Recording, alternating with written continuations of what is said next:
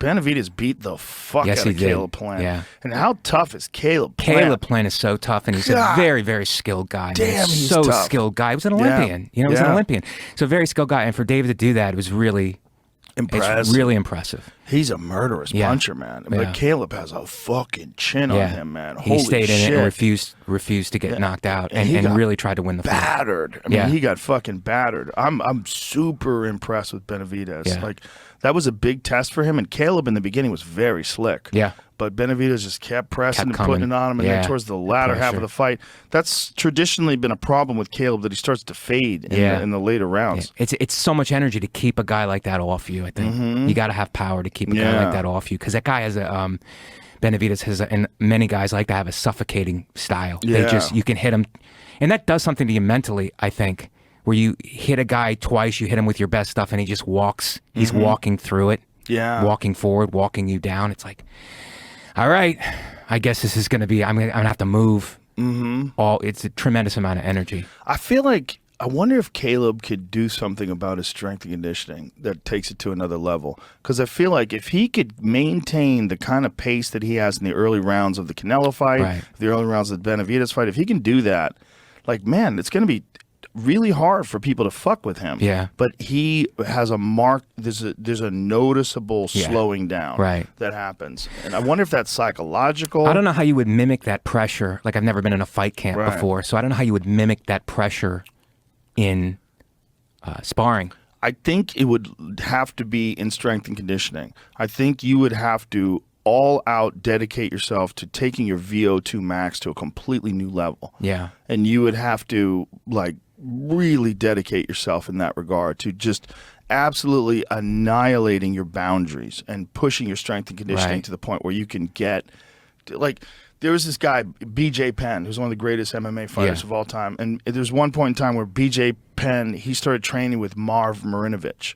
And Marv Marinovich was a fucking animal. The Marinoviches, like, they had a style of training where they believe that you already have the skill. And what's more important than anything is cardio. And so they would do just ruthless plyometrics. Yeah. That was the entire camp for whatever amount of weeks that you're doing it. Yeah. Most of your time was dedicated to strength and conditioning. Right. And it was very systematic and it was very scientific. They were checking your resting heart rate, your heart rate variability, monitoring your recovery and making sure you're getting the right nutrients and rest and rehydration and all that stuff. But the most important thing was the gas tank. Right. Because you already know how to fight. Yeah. And what happens in fights, you still know how to fight, but your gas tank starts to fail. And so when BJ Penn was at his prime in if you look at, there's a bunch of different fights like Diego Sanchez, Sean Shirk, where he was just destroying these guys. He had a limitless gas tank. Yeah. And he had this incredible skill set that he already had. Right. And there's a good argument for that like at a certain level, what's most important is cardio. Right. So there's like several schools of thought when it comes to that. Right. But even with the plyometric and strength, like you have to mimic that in sparring. Yes. You have to mimic that in training so that you can utilize it. Well, they did all that too. I mean, it wasn't like you only did strength and conditioning, but strength and conditioning was primary. But what's that look like? Is that like a shark bait type situation? We call it in wrestling shark bait, where one guy in the middle and they just keep sending you fresh guys. Yeah. You know what I mean? They certainly did that, but honestly, most of it was work like plyos, box jumps, all these different things where you just had your ability to work. It was all about your cardio, all about your ability to constantly work. Right. And you already had efficiency in your striking and your grappling, all these different things.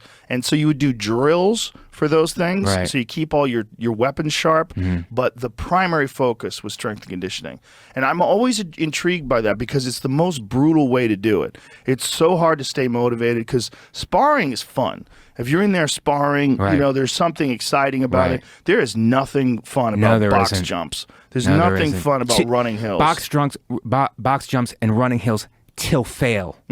Till fail is the key there, because everybody thinks, you know, it's like, no. It's like the goal is to throw up. Yeah. The goal is to break your body. Yes. And then have it like right there where it's broken and then recover. Right. And then get yourself right back to there again and recover. And now all of a sudden your threshold bumps up a little more. Right. And so now you can go an extra round. Now you can go an extra minute. Now you can go an extra minute 30.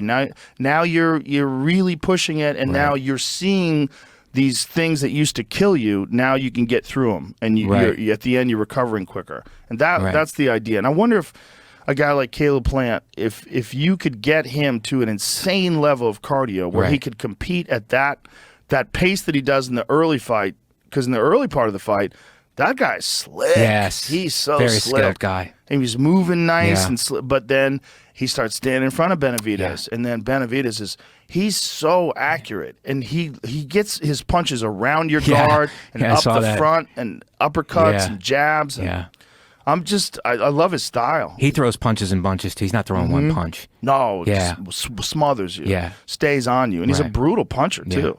And at the end of the fight, like, he didn't even have a scratch. No, on he him. didn't. It's crazy. No, Caleb looked like he'd been through a meat grinder. Yeah, it's really something.